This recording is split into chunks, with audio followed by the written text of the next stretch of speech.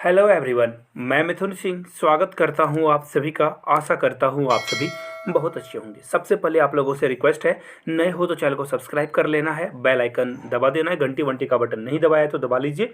अपने दोस्तों तक इस वीडियो को जरूर से जरूर शेयर करें। तो चलिए, एनसीईआरटी की यह सीरीज शुरू हो चुकी है जिसमें एनसीईआरटी के टेक्स्ट बुक से क्वेश्चंस को कराया जाएगा। तो वेरी फर्स्ट क्वेश्चन आपके सामने ये रहा। उससे पहले मैं आपको यहाँ पे दिखा दूँ विनर्स के नाम, जिन्होंने सही सही आंसर करा है पिछले क्वेश्चन ऑफ द डे का। आप भी अगर अपना नाम यहाँ देखना चाहते हो तो क्वेश्चन ऑफ द डे का जवाब आप नीचे कमेंट बॉक्स में दीजिएगा। और कमेंट बॉक्स से याद आया, नीचे आपको कमेंट बॉक्स में टेलीग्राम चैनल का लिंक मिलेगा, वहाँ से आप हमारे साथ कनेक्ट हो सकते हो। तो चलिए, वेरी फर्स्ट क्वेश्चन आपके सामने ये रहा। विच one of the following soils is ideal for growing cotton. Cotton को ग्रो करने के लिए सबसे इंपॉर्टेंट क्या है? तो देखिए, रेगर सॉइल, जिसे आप ब्लैक सॉइल भी कहते हो, याद रखिएगा, इसका नाम एक और अल्टरनेट नाम है ब्लैक सॉइल। तो राइट आंसर आपका क्या होगा? ऑप्शन ए करेक्ट हो जाएगा। आगे बढ़ेंगे वेरी नेक्स्ट क्वेश्चन की ओर। Soil is form by the process of. Soil जो है कैसे बनता है? तो देखिए, सॉइल जो है वेदरिंग के प्रोसेस से बनता है। आई मीन, तूफान आएगा तो चट्टान टूटेगा, गिरेगा, और धीरे धीरे, ये बहुत लॉन्ग प्रोसेस है, इससे क्या होगा? सॉइल का फॉर्मेशन हो जाएगा। सी इसका करेक्ट आंसर हो जाएगा।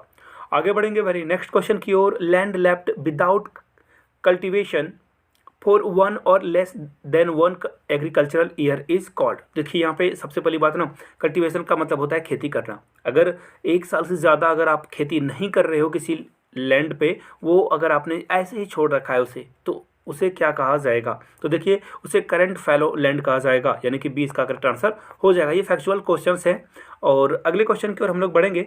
There is enough for everybody's need but not for everybody's greed. देखिए, बहुत बड़ी बात यहाँ पे कही गई है कि जिन्हें जितनी ज़रूरत है सब कुछ अवेलेबल है, लेकिन जो लालच है उसका कोई अंत नहीं है। ऐसा किसने कहा था? जवाहरलाल नेहरू ने, अटल बिहारी वाजपेयी ने, एम के गांधी, या फिर सुंदर लाल बहुगुणा ने? तो देखिए, इसका जो राइट आंसर होगा वो होगा ऑप्शन सी, यानी कि महात्मा गांधी ने ये बातें कही थी कि जिसको जितनी ज़रूरत है सब कुछ अवेलेबल है। लेकिन देखिए, मैं ना हमेशा कहता हूँ, there is a difference between want and need. देखिए, वांट तो आप तो चाहते हो कि आपके पास मुकेश अंबानी से भी ज़्यादा पैसा आ जाए, ये आप चाहते हो, लेकिन आपको ज़रूरत है कि चलो भाई 50,000 भी होंगे तो आप अपने फैमिली का ध्यान अच्छे से रख सकते हो, क्वालिटी एजुकेशन, क्वालिटी हेल्थ आप प्रोवाइड कर सकते हो अपने फैमिली को। तो ये नीड है। और वांट का मतलब होता है कि आप तो मुकेश अंबानी के पीछे ही चल पड़े हो। तो ये इसका कोई अंत नहीं है, ग्रीड है, ये लालच है। आगे बढ़ेंगे वेरी नेक्स्ट क्वेश्चन की ओर। यहाँ से आप देख सकते हो रिसोर्सेज विच आर। देखिए, मैं इसे सिंपल वे में समझा देता हूँ ताकि आप चीज़ों को ठीक ढंग से जो है जज कर पाओ। वैसे रिसोर्सेज को क्या कहा जाता है? जो अच्छे से सर्वे किए हो, जिनकी क्वांटिटी और क्वालिटी के बारे में पता कर लिया गया हो, डिटरमाइन कर लिया गया हो, और यूटिलाइज किया जा रहा हो, तो ऐसे चीज़ों को क्या कहा जाता है?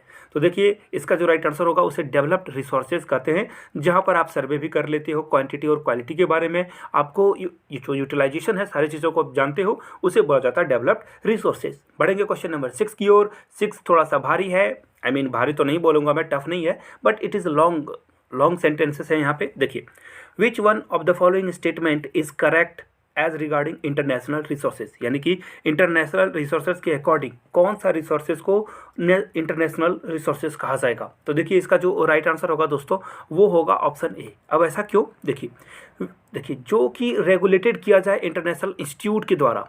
अब जैसे देखो, मैं अगर आपको कहूँ ना कि जंगल में मोर नाचा किसने देखा, वही बात है यहाँ पे। अगर आपके घर में आपका बच्चा बहुत अच्छे से पोयम को पढ़कर सुना देता है आपको, वही सेकेंडली आपके पड़ोस में जाकर के अगर 2-4 लोग जमा हो जाएं तो वो नहीं पढ़ पाता है। और थर्डली, अगर स्कूल में जाकर वो परफॉर्म अच्छा से नहीं कर पाता है, तो बच्चे ने पोयम याद करी, उसके पास कॉन्फिडेंस की कमी है। तो बाहर के जो लोग हैं ना, ये सोसाइटी वाले या फिर स्कूल वाले, वो बोलेंगे क्या कि इसे और मेहनत की ज़रूरत है। तो उसी तरह से अगर आप किसी चीज़ को इंटरनेशनल रिसोर्स की तरह देखना चाहते हो तो इंटरनेशनल इंस्टीट्यूट के द्वारा, देखिए इंटरनेशनल इंस्टीट्यूट क्या होती है ना, वो बहुत बारीक नज़र रखते हैं और 2-4 फिल्ट्रेशन के बाद वो अप्रूवल रेट देते हैं। जैसे कि देखना, ISI मार्का लगा होता है आपके तेल में, ब्रांड में, खाने वाली चीज़ों में, तो वो जो है प्रमाण करता है कि ये चीज़ क्वालिटी अच्छी है। तो चलिए, फिलहाल बढ़ेंगे क्वेश्चन नंबर 7 की ओर। उससे पहले देखिए, आखिरी के कुछ दिन बचे हुए हैं और मैंने नोट्स के प्राइस भी कम कर दिए हैं। जी हाँ, पहले 499 पे करना होता था, बट नहीं, आप ओनली 400 पे करोगे और आप नोट्स परचेस कर सकते हो। जी हाँ, 400 में आप नोट्स ले सकते हो, मेरे हैंड रिटन नोट्स मैंने आर्मी स्कूल खुद क्वालिफाई किया। मैं बार बार इसलिए बोलता हूँ ताकि लोगों को पता चल सके कि वो क्या खरीद रहे हैं, किन से खरीद रहे हैं। तो देखिए, आप नोट्स मुझसे परचेस कर सकते हो। वन मोर थिंग जो आपको बतानी है, आप इसके साथ आपको जो है ना 1000 पेजेस के करंट अफेयर्स भी प्रोवाइड कर दिया जाएगा। याद रखिएगा, जो मैं पढ़ा रहा हूँ करंट अफेयर्स, उसकी भी PDF डिटेल्स में आपको मिल जाएगी। और 100 रुपीज़ में आपको मिलेगा question paper, previous year paper का। तो इन सारी चीज़ों को लेने के लिए आप मुझे मेल कर सकते हो, yourmithunsingh@gmail.com पे मेल कर लीजिए। If you on Instagram then do follow me @imithunsingh। तो चलिए क्वेश्चन नंबर 7 की ओर बढ़ेंगे। प्रमोशन की बात हो गई। क्वेश्चन नंबर 7 में देखिए, the first international earth summit कहाँ पे हुआ था बताना है आपको। तो देखिए, Rio de Janeiro. Comment box में आप लोगों के लिए काम छोड़ के जाता हूँ, आपको ये बताना है कि ये किस कंट्री में आता है। कमेंट करके आप लोग नीचे आंसर कीजिएगा। और अगर के कोई डेट बता दे तो बड़ा अच्छा होगा, बहुत मेहरबानी होगी। देखिए, कोई क्या, आप भी बता सकते हो। जी हाँ, मैं आपके बारे में ही बोल रहा हूँ। आप जो वीडियो देख रहे हो, गूगल पर जाकर देख लो आप, और पेन पेपर पे नोट कर लीजिए। हो सकता है कि एग्जाम में ये क्वेश्चन ना आकर वो पूछा जाए कि पहला जो इंटरनेशनल अर्थ समिट हुआ था वो कब हुआ था। देखिए, इस तरह के क्वेश्चन भरे पड़े हैं। CTET में, EVS में क्वेश्चन पूछा जा सकता है, UP टेट में पूछा जा सकता है, आने वाले KBS NBS में ये एग्जाम में पूछा जा सकता है। प्लीज़ नोट कर लीजिए, गूगल पर जाइए और कमेंट बॉक्स में आंसर कीजिए। चलिए आगे बढ़ेंगे क्वेश्चन नंबर 8 की ओर। The most widespread relief feature of India क्या है। तो देखिए, इंडिया में सबसे ज़्यादा क्या माउंटेन है, फॉरेस्ट है, प्लेन्स हैं या प्लेट्यूज है। तो देखिए, इसका जो राइट आंसर है वो है प्लेन। हम लोग प्लेन है, इसलिए हम लोग कृषि प्रधान देश हैं, एग्रीकल्चर सेंटर्ड हम लोग कंट्री हैं। C is the right answer. बढ़ेंगे क्वेश्चन नंबर 9 की ओर।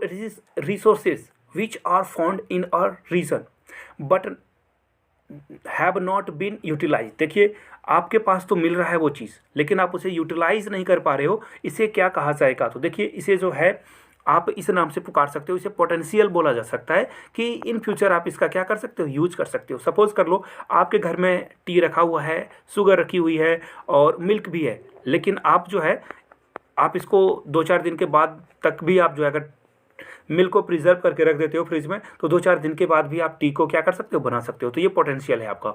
आगे बढ़ेंगे क्वेश्चन नंबर 10 की ओर। Which one of the following statements is true about the term resources. देखिए, CBSE के एग्जाम में ये पूछा जा चुका क्वेश्चन है। सारे क्वेश्चन देखिए NCERT से मैंने लिए हैं, NCERT के टेक्स्ट बुक से, वहाँ से MCQs वगैरह फॉर्म करी है। तो ये बहुत ही इंपॉर्टेंट क्लास है, सारे क्वेश्चंस को आपको देखना है। देखिए, ये क्वेश्चन में आपसे क्या पूछा गया कि कौन सा स्टेटमेंट ट्रू है रिसोर्सेज के रिगार्डिंग। तो देखिए, यहाँ पे आपको जो ऑप्शन बी दिखेगा ना, ये ट्रू है, बाकी सारे फॉल्सेस है।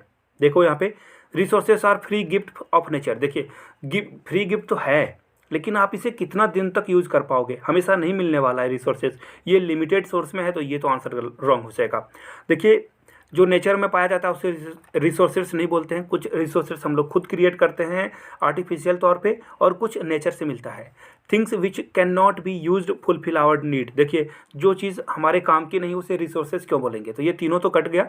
तो फिलहाल जो राइट आंसर होगा वो होगा option B, they are functions of human activity. जी हाँ, फंक्शंस है वो ह्यूमन एक्टिविटी का।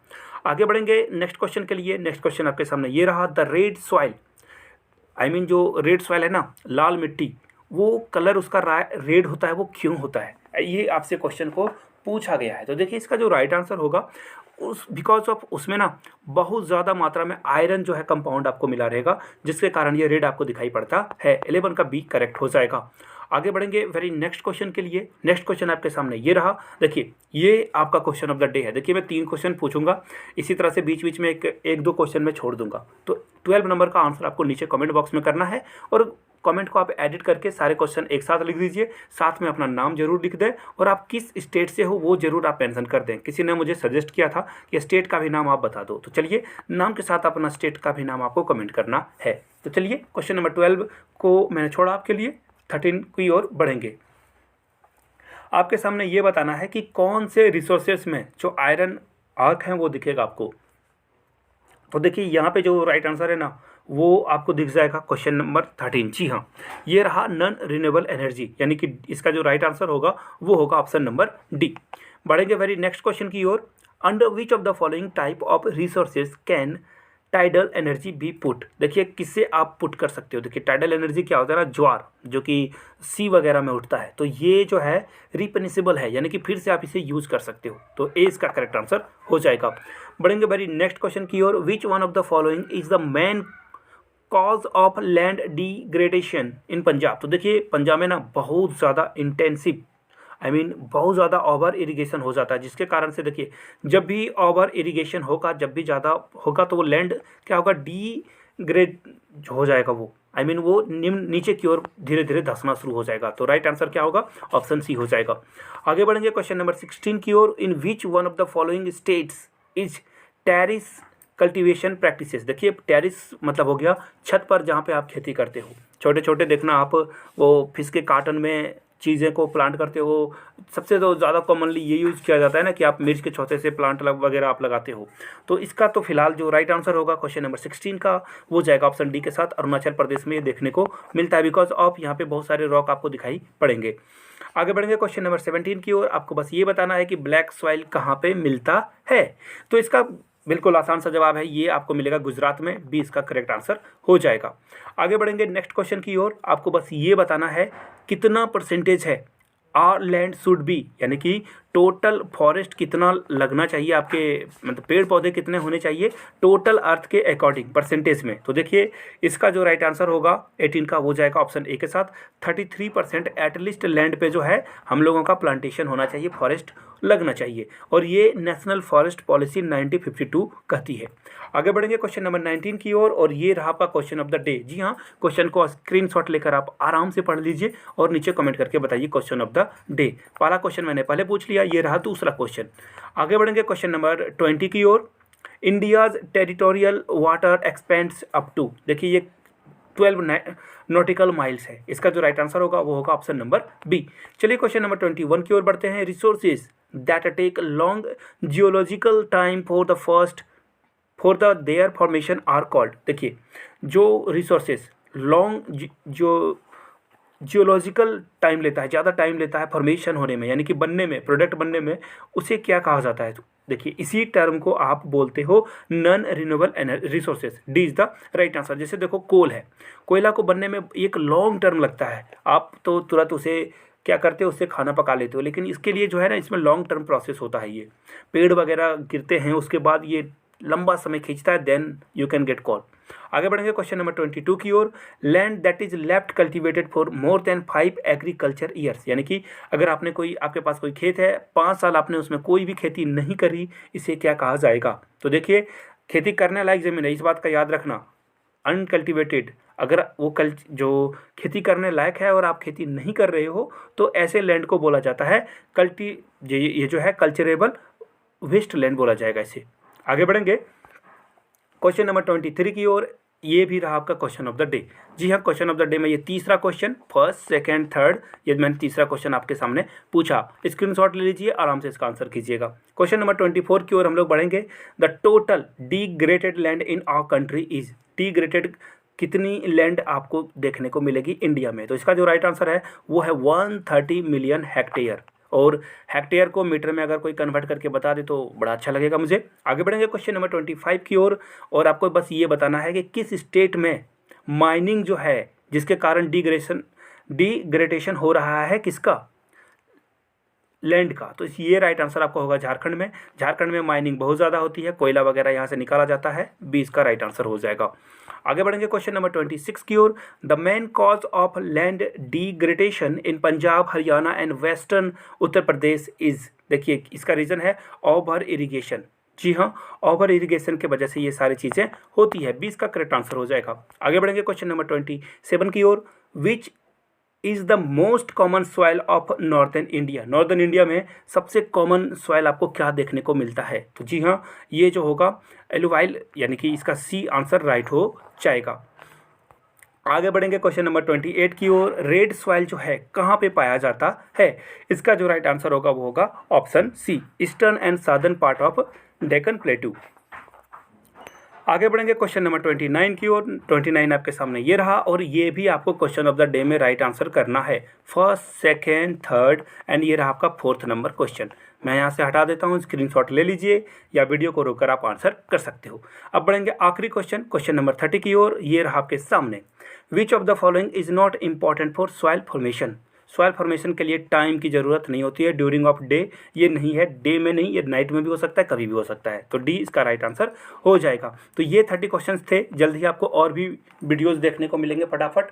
तो चलिए चैनल को सब्सक्राइब करते हुए जाना है, लाइक नहीं किया है वीडियो को तो लाइक कर लीजिए। Thank you so much for watching this video. Have a good day.